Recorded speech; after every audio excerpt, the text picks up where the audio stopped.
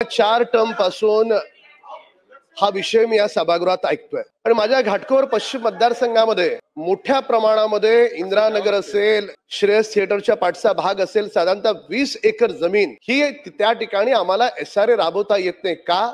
तर जमीन डिफेन्सची. एवढंच नव्हे अध्यक्ष महोदय, त्या ठिकाणी नेव्ही आहे LBS रोडवर, त्याच्या समोरचा सगळा पाठ आझाद नगर, चिराग नगर इथलं सगळं डेव्हलपमेंट थांबलं अध्यक्ष महोदय. म्हणजे माझ्या मतदारसंघातला जवळपास 20% भूभाग हा या डिफेन्स आणि नेव्हीच्या NOC मुळे रखडलेला आहे. काही इमारतीची कामं झाली, टेनंट बाहेर गेलेत आणि बिल्डर बांधू शकत नाही कारण त्याला बांधायला NOC नाही. माझा मंत्री महोदयांना एक प्रश्न या ठिकाणी वरुण देसाई बोलले ते खरं आहे की आपण राज्य सरकार म्हणून आपण पाठपुरावा करतो, पण मी जेव्हा 2009 ला पहिल्यांदा आमदार झालो आणि माझ्या मतदारसंघातली ती स्लम डेव्हलप व्हावी त्याच्यासाठी प्रयत्न करतोय.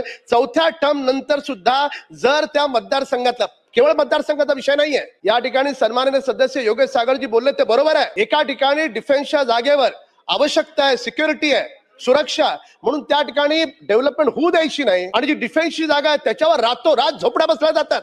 हे दुटप्पी धोरण नाहीये का? अध्यक्ष महोदय 2 मिनिटं बोलू द्या. अध्यक्ष महोदय, मी तुम्हाला सांगतो की आता गोळीबार रोड आहे सर्वोदय सिग्नल पासून, तिथे आम्हाला रोड मोठा करायचा आहे. डिफेन्सचे अधिकारी ती जागा सुद्धा घ्यायला देत नाहीत. त्या ठिकाणी आम्हाला सर्कल म्हणून तिथे बाबासाहेबांचा भव्य दिव्य पुतळा उभारायचा आहे. मी मागची 2 वर्ष पाठपुरावा करतोय.